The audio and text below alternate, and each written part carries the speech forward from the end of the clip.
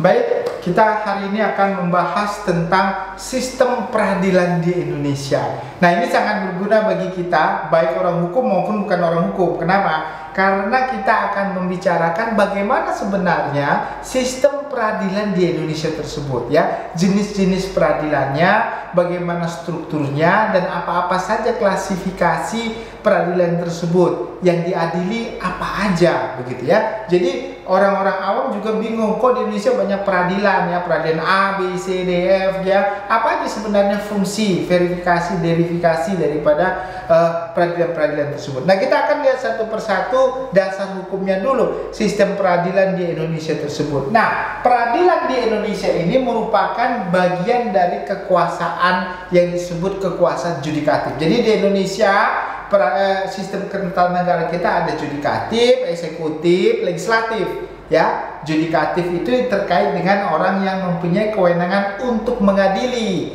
Ya, kalau eksekutif presiden kita Jokowi memerintah, sedangkan legislatif adalah pembuat undang-undang di DPR, ya, dan juga MPR. Nah, sistem peradilan suatu negara itu dipengaruhi dari sistem pemerintahannya. Kalau pemerintahan contohnya kerajaan, sistem peradilannya juga beda. Kalau pemerintahannya komunis juga beda. Kalau pemerintahan sosialis juga beda, ya. Nah, kita tergantung. Nah, juga tergantung kepada pemerintahan, juga tergantung dipengaruhi oleh apa? Dipengaruhi oleh aparat penegak hukumnya. Jadi pengadilan itu di suatu negara sistem pemerintahan yang mempengaruhi, juga sistem peradilan itu dipengaruhi oleh siapa? Kalau di Indonesia sistem peradilan itu adalah penegak hukum. Siapa itu? Ya, seperti hakim yang diatur dalam undang-undang kehakiman atau kekuasaan kehakiman. Jaksa, ya, di undang-undang tentang kejaksaan 16/2004. Tentang polisi, ya, undang-undang tentang kepolisian, tentang advokat, undang-undang lapas 2003 tentang advokat. Jadi sistem peradilan itu selain dipengaruhi oleh negara, dipengaruhi juga oleh orangnya yang melaksanakan peradilan tersebut. Negara kita ini juga terpengaruh dari jajahannya, yaitu Belanda, ya. Nah, dalam sistem peradilan kita adalah peradilan yang dipengaruhi oleh sistem peradilan negeri Belanda. Nah, ada 3 bentuk, ya. Kita lihat sistem peradilan kita ada 3 bentuk. Pertama, nanti kita lihat sistem peradilan kita dari sistem konstitusi, ya. Yang kedua, sistem peradilan dalam suatu organisasi peradilan. Lalu yang ketiga adalah sistem peradilan dalam perjalanannya di pengadilan. Seperti apa? Nah, kita mulai satu persatu. Pertama adalah sistem peradilan dalam konstitusi kita. Bagaimana konstitusi kita mengatur tentang peradilan di Indonesia? Nah, kekuasaan kehakiman merupakan kekuasaan yang merdeka. Ya, dalam Undang-Undang Dasar 45 menyatakan kekuasaan kehakiman merupakan kekuasaan yang merdeka menyelenggarakan peradilan guna menegakkan hukum dan keadilan. Jadi peradilan diatur dalam pasal 24 ayat 1 Undang-Undang Dasar 45. Ya, jadi kehakiman itu merdeka. Ya, tidak boleh diintervensi. Kalau dulu, ya, Mahkamah Agung itu di bawah Departemen Kehakiman, ya, di bawah waktu Orde Lama, ya, sehingga bisa dipengaruhi. Tapi sekarang dia independen, bukan di bawah presiden, ya. Jadi kedudukannya tidak bisa diatur karena dia beda sendiri, karena dia judikatif. Kekuasaan kehakiman dilakukan oleh sebuah Mahkamah Agung. Jadi ada sebuah Mahkamah Agung dan badan peradilan yang berada di bawahnya. Jadi Mahkamah Agung dan peradilan di bawah-bawahnya, ya, dan lingkungan peradilan umum, lingkungan peradilan agama, lingkungan peradilan militer, dan lingkungan peradilan tata usaha negara, ya, dan sebuah Mahkamah Konstitusi. Nah, ini sering menjadi perdebatan. Apakah kedudukan Mahkamah Konstitusi itu di bawah Mahkamah Agung atau sejajar? Tapi kalau di sini kelihatannya adalah dan, ya, dikatakan dan oleh sebuah Mahkamah Konstitusi. Dan ada putusan Mahkamah Konstitusi yang menyatakan bahwasannya hakim Mahkamah Konstitusi bukan pegawai Mahkamah Agung, ya.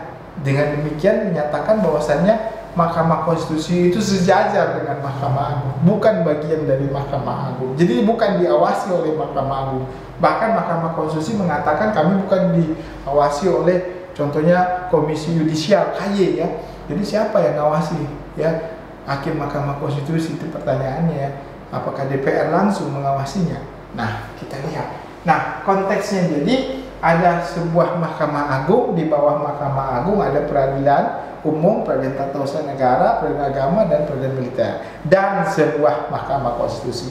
Ya, jadi itulah peradilan-peradilannya.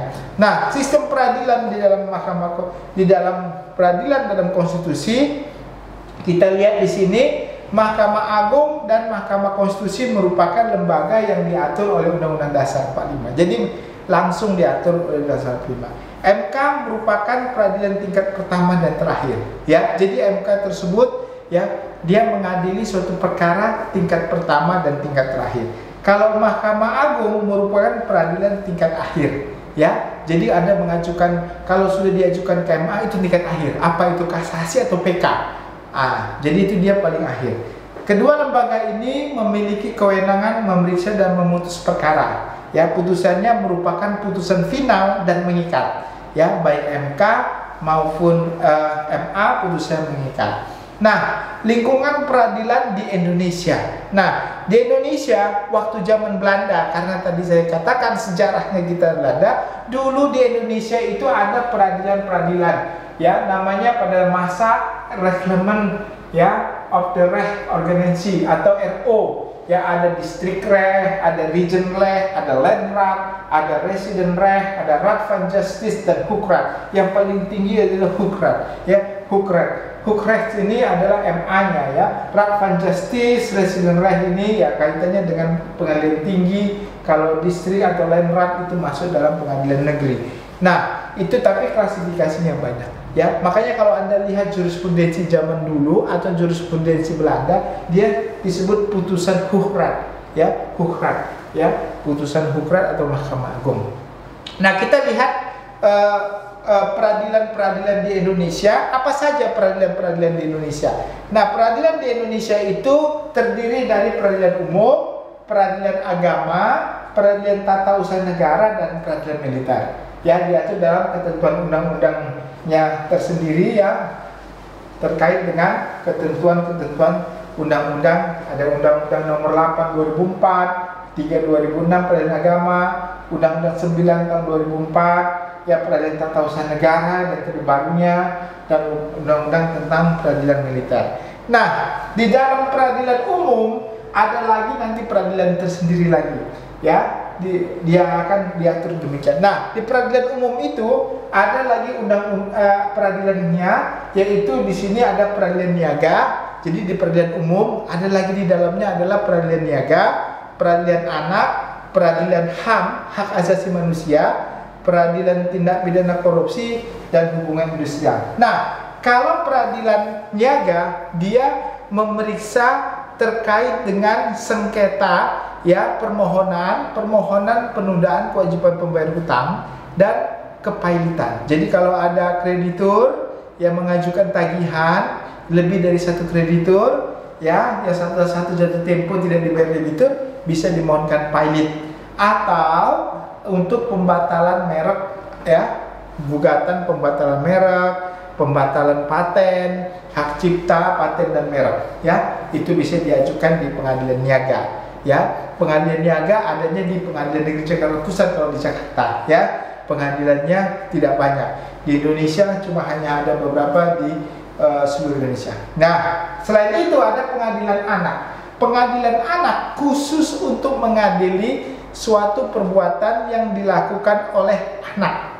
Ya, anak ini bisa anak yang di bawah umur 18 tahun ya. Jadi peradilan khusus untuk anak, kejahatan-kejahatan yang dilakukan oleh anak, bukan orang dewasa ya, terhadap anak ya. Lalu ada peradilan hak asasi manusia, khusus tentang kejahatan-kejahatan yang dilakukan terhadap hak asasi manusia yang diatur dalam ketentuan, contohnya terkait dengan pembasmian etnis ya, yang terkait dengan hak asasi manusia, pembantaian massal, pembunuhan massal ya, ini diatur dalam Undang-Undang 26 tahun 2000. Lalu ada peradilan pajak terkait dengan keberatan pajak yang ditetapkan oleh Dirjen Pajak dan hal-hal tentang perpajakan. Lalu pengadilan perikanan Ini pengadilan perikanan terkait dengan pidana, ya, pidana terkait dengan apa? Pengambilan ikan dalam wilayah-wilayah kekuasaan di setiap provinsi yang berbeda, atau ya terkait dengan pengambilan ikan dengan cara-cara yang tidak benar, menggunakan pukat harimau, ledakan, dinamit dan segala macam, ya, yang mengakibatkan kerusakan lingkungan laut, ya, maka nanti pidananya ada di perikanan, ya, pencurian ikan dan segala macam. Nah, lalu pengadilan khusus tindak pidana korupsi ini terkait dengan pidana tindak pidana korupsi, ya, ada khusus pidana korupsi diadili di pengadilan tindak pidana korupsi. Lalu pengadilan hubungan industrial, ini gugatan terkait dengan tadi PHK, ya, terkait dengan perselisihan hubungan industrial, perselisihan kepentingan dan perselisihan antar serikat pekerja dalam satu perusahaan. Nah, ini bisa diajukan di peradilan hubungan industrial.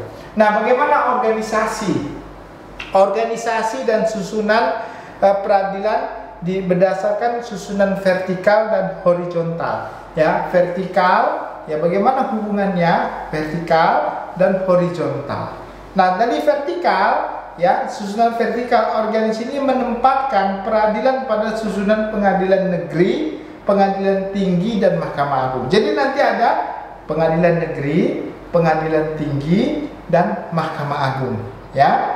Lalu perhubungan ini tidak bersifat hierarki, ya. Jadi pengadilan tinggi tidak bisa mempengaruhi pengadilan negeri. Mahkamah Agung putusannya, Mahkamah Agung tidak bisa intervensi putusan dari pengadilan negeri, ya. Jadi fungsional, hakim itu adalah independen, ya. Jadi ketua Mahkamah Agung tidak bisa mempengaruhi hakim yang sedang memeriksa suatu putusan sehingga diintervensi, oh kamu harus putusan ini, nggak boleh.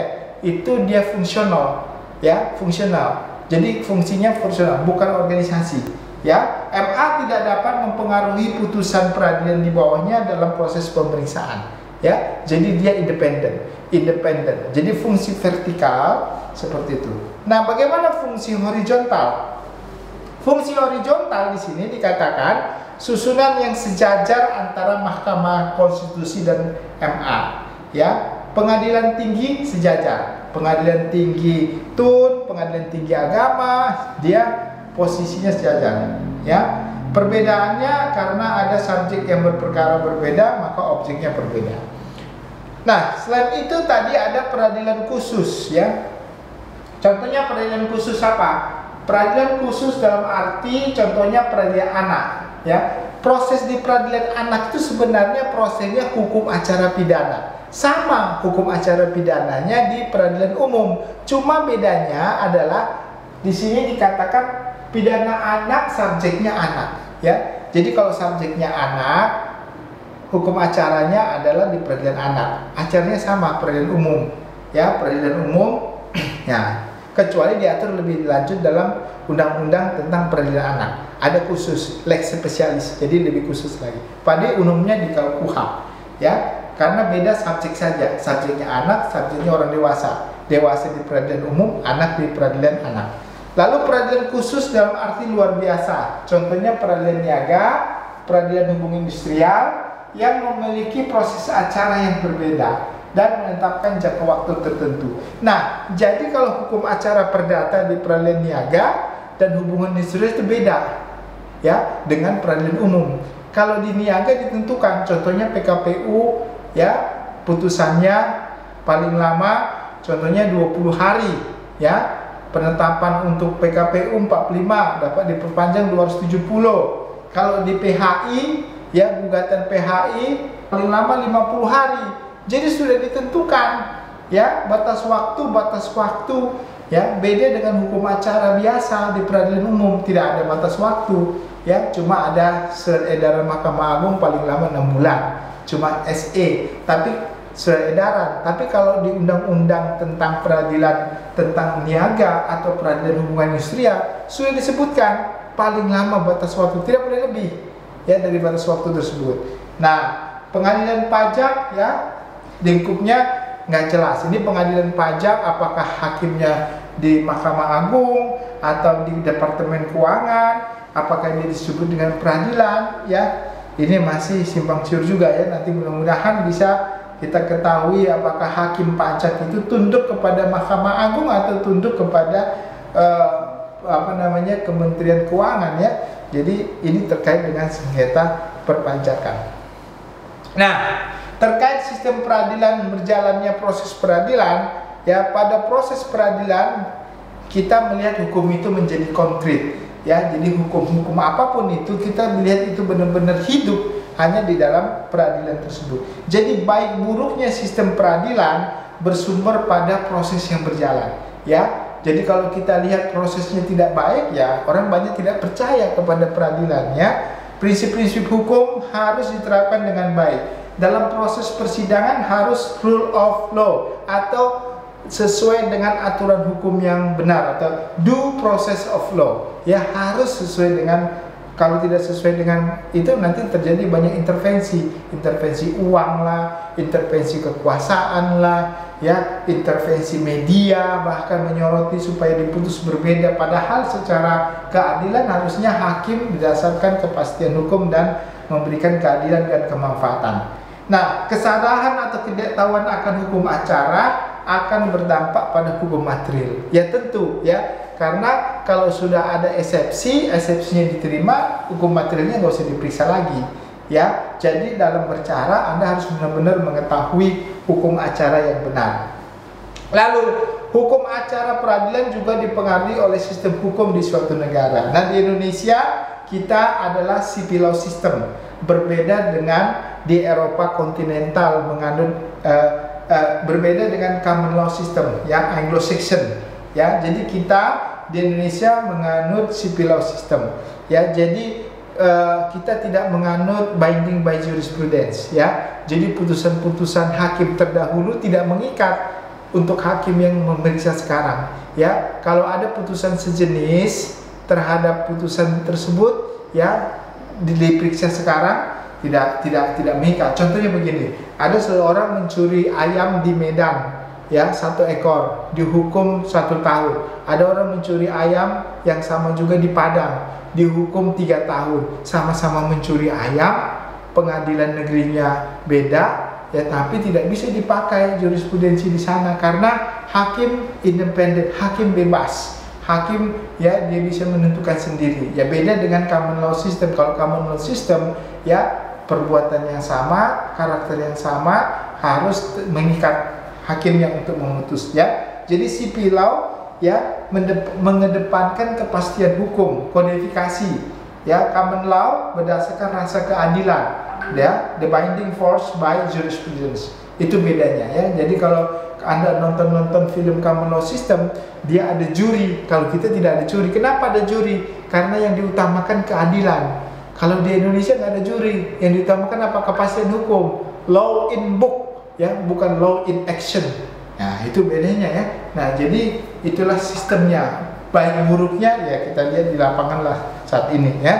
Nah, bagaimana sebenarnya sistem peradilan yang baik itu ya? Sistem peradilan yang baik itu harus memperhatikan hal ini ya. Tolong diperhatikan juga ya, bagi semua kita, bagi penegak hukum, hakim, sistem yang baik di peradilan itu ya, menurut penafsiran saya adalah harus masyarakat menginginkan hakim yang independen. Hakim independen itu, hakim itu tidak boleh dipengaruhi oleh uang, suap ya, tidak boleh dipengaruhi oleh kekuasaan, intervensi. Contohnya ada pejabat, ada ketua ataupun Mahkamah Agung, siapa kan tadi harus independen, atau media ya, karena disorot media ya udahlah tidak boleh ya. Jadi hakim harus independen, tidak boleh dipengaruhi putusnya karena dia terima duit, karena dia dipengaruhi atau ditekan oleh atasannya atau ada pejabat penting,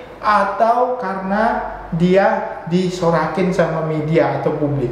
Dia harus independen ya, berdasarkan aturan hukum yang benar. Itu baru hakim yang benar-benar mempunyai independensi. Yang kedua, pengadilan harus menyentuh rasa keadilan dalam masyarakat ya. Jadi lihat dulu, keadilan dalam masyarakat kan beda-beda, selain kepastian hukum dan kemanfaatan ya. Seperti terjadi contohnya Ada seorang nenek 75 tahun karena tidak makan, ya, mengambil kakao gitu ya, atau itu langsung dia dihukum, ya, hukum berat ya oleh perusahaan karena sebagai pelajaran harusnya tidak perlu ditahan dan tidak perlu dihukum berat, ya, harusnya tidak boleh.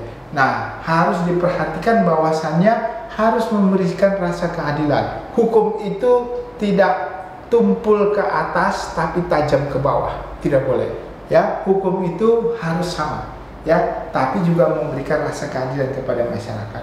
Lalu para pengadilan harus berpengetahuan tinggi, ya. Jadi hakim-hakim terus upgrade ilmunya, ya. Para penegak hukum, jaksa, bahkan advokat sendiri harus upgrade ilmu, ya. Ilmu sekarang berkembang, apalagi dengan teknologi sekarang, ya, transaksi dengan teknologi cyber crime dan juga kejadian-kejadian yang kita tidak ketahui, ya, yang tidak terpikirkan tapi ada dilakukan, ya.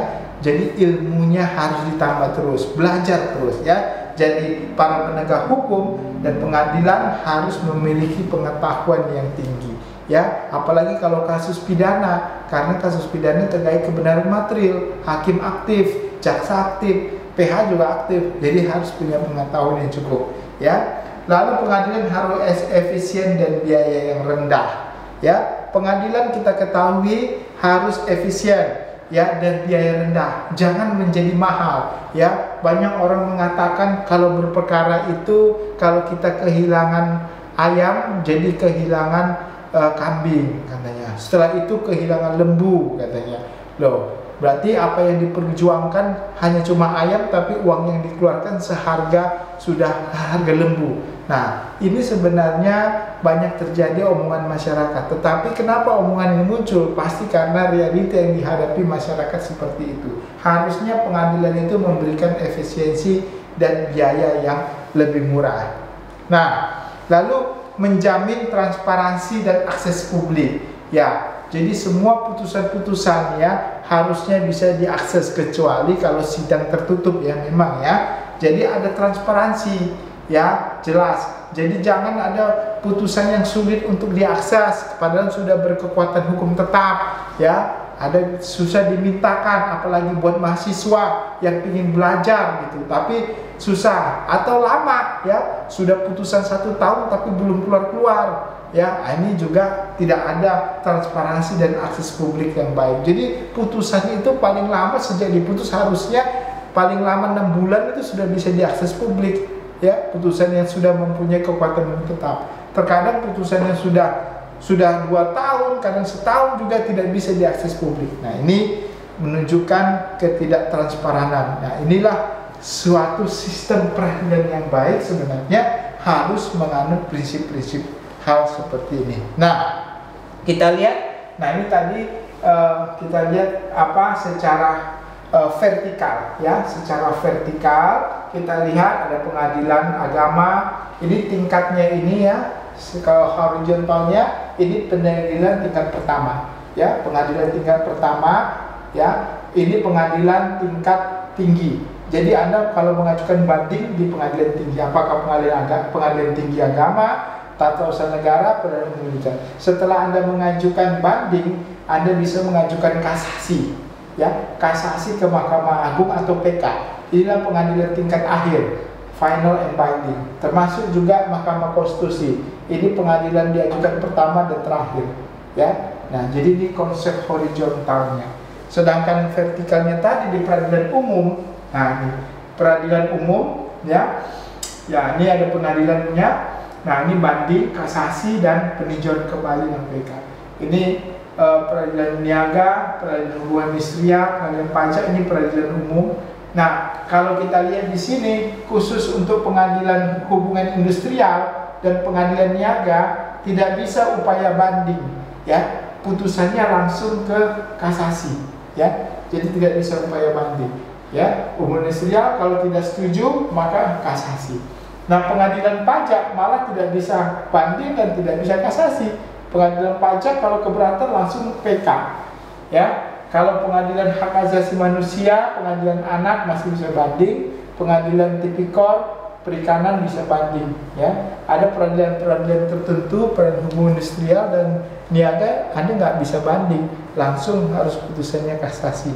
Nah, selain konsep peradilan ini, ada juga gugatan-gugatan lain, contohnya ruang lingkup kewenangan pengadilan agama, ya. Ini klasifikasinya, contohnya pengadilan subjek berperkaranya kalau di pengadilan agama adalah orang Islam, ya.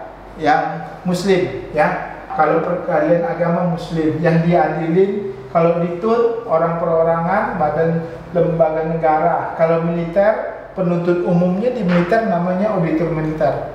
Terdakwanya pasti harus militer, ya. Kalau peradilan militer, terdakwanya harus militer, nggak boleh sipil.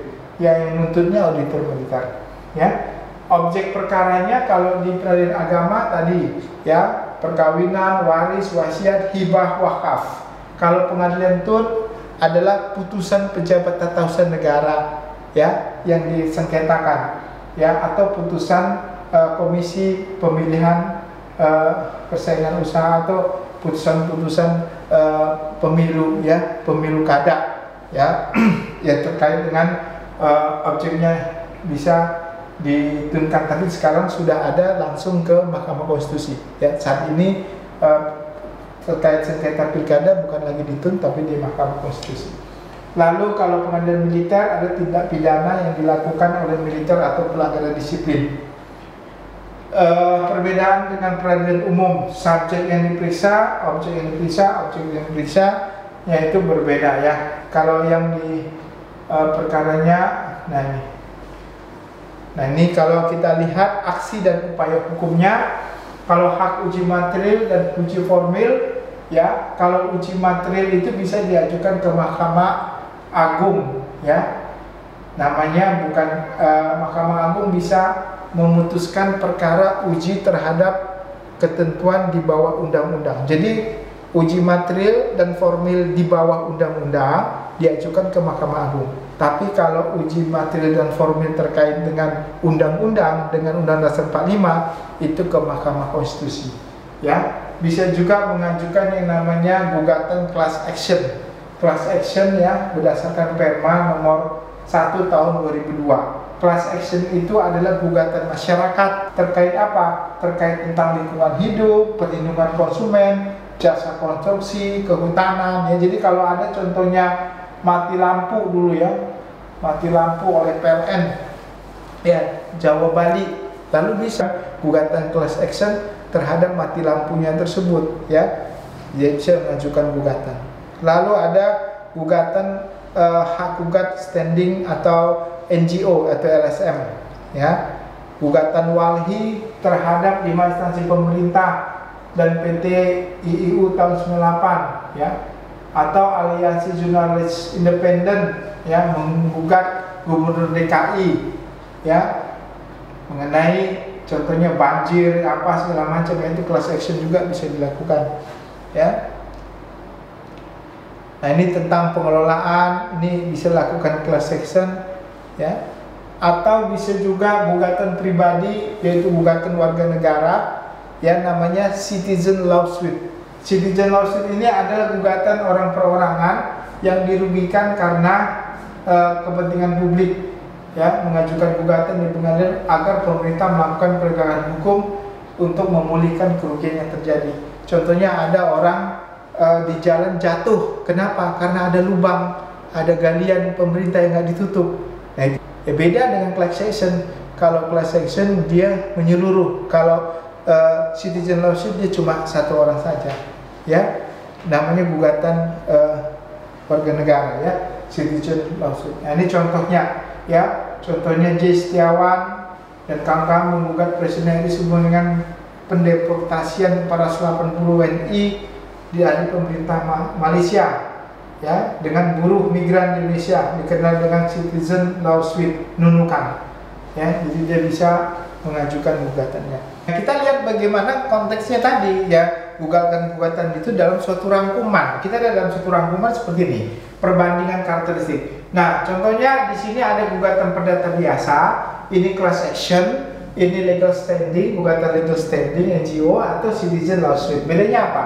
Secara filosofi kalau gugatan biasa dia sifatnya individualistik, ya. Kalau class action itu terkait dengan ketidakpercayaan pada individualistik. Lalu kalau ini legal standing harus NGO yang berwenang untuk mengajukan gugatan. Citizen individu maupun mewakili kepentingan publik. Istilahnya adalah gugatan perdata. Kalau class action istilah gugatannya adalah gugatan perwakilan kelompok. Nah, kalau legal standing adalah gugatan NGO yang memiliki kepentingan di mana anggaran dasar dan anggaran rumah tangganya bertujuan untuk hal-hal tertentu seperti lingkungan hidup dan lain sebagainya. Kalau citizen lawsuit itu gugatan warga negara, ya, menggugat. Lalu hubungan kepentingannya apa? Kalau gugatan perdata, kepentingannya adalah langsung dan real, tangible, ya, ada nilai kerugiannya yang langsung. Kalau class action, kepentingannya juga real, langsung tangible. Jadi dia bisa gugatan itu terhadap orang yang minta ganti rugi, ada nilainya. Kalau yang legal standing, dia real dan tangible juga, ada kerugian yang harus dibayarkan. Ini juga kepentingannya real dan tangible. Nah, tuntutannya biasanya kalau gugatan biasa itu gugatannya adalah gugatan ganti rugi material dan tindakan tertentu. Kalau class action gugatannya ada ganti rugi material dan tidak tertentu, ya. Sedangkan legal standing tindakan tertentu out of the pocket expense. Jadi tidak ada tujuan untuk mendapatkan ganti rugi, cuma memperbaiki sistem saja yang harus dilakukan. Nah, ini tidak tertentu, ya, pelaksanaan kewajiban hukum. Jadi tidak ada duit yang diharapkan, tapi memperbaiki sistem pemerintahannya. Subjeknya kalau dalam gugatan perdata adalah orang yang dirugikan langsung mengajukan gugatan. Kalau class action tidak bisa semuanya ikut, harus ada namanya kelas representatif. Jadi ada opt-in atau opt-out, yang orang yang ikut atau tidak. Ini kelas member hanya yang opt-in aja yang ikut saja, nanti yang dapat ganti yang dapat manfaat, kalau yang keluar nggak bisa. Ini organisasi yang memenuhi syarat, ya. Tadi sesuai dengan anggaran dasar dan anggaran rumah tangga baru boleh mengajukan legal standing. Kalau ini setiap orang boleh, orang perorangan, warga negara atau kumpulan orang, ya. Lalu notifikasinya ini tidak perlu. Kalau class action harus ada notifikasi apakah mau ikut gugat atau tidak. Kalau ini tidak perlu karena cuma satu, legal standingnya sudah jelas, NGO yang mempunyai kepentingan dalam gugatannya, apakah karena lingkungan hidup, apakah tentang konsumen atau apapun itu. Notifikasi dari penggugat dan tergugat, ya, ini harus dilakukan. Nah, jadi inilah model-model gugatan, ya, inilah model-model gugatan dalam konteks gugatan perdata biasa, class action atau legal standing atau citizen lawsuit. Dan ini selain tadi ada peradilan itu, peradilan ini diajukan kemana? Peradilan ini diajukan di peradilan umum. Jadi kalaupun Anda merasa punya kepentingan untuk mengajukan gugatan terkait dengan pemerintah yang tidak benar atau tidak becus atau ada kepentingan publik yang terganggu, Anda bisa mengajukan citizen lawsuit, ya. Atau Anda mengajukan gugatan class action akibat kerugian yang dilakukan oleh perusahaan tertentu atau oleh pemerintah yang bisa Anda mendapatkan ganti rugi. Atau NGO hanya untuk apa? Memperbaiki sistem supaya lebih baik ke depan. Nah, jadi inilah sistem peradilan yang ada di Indonesia dan model-model peradilan yang mengadili, apakah peradilan secara horizontal dan secara vertikal, ya. Dan semoga ini bisa memberikan manfaat bagi kita semua yang mengenai bagaimana sih sistem peradilan di Indonesia itu. Kiranya dapat membantu kita semua. Kalau ada komen atau like, subscribe, ya, terkait dengan hal ini yang perlu dipertanya, silakan komen dan bisa bertanya melalui chat kepada kami. Terima kasih, ya, kiranya bermanfaat bagi kita semua. Terima kasih.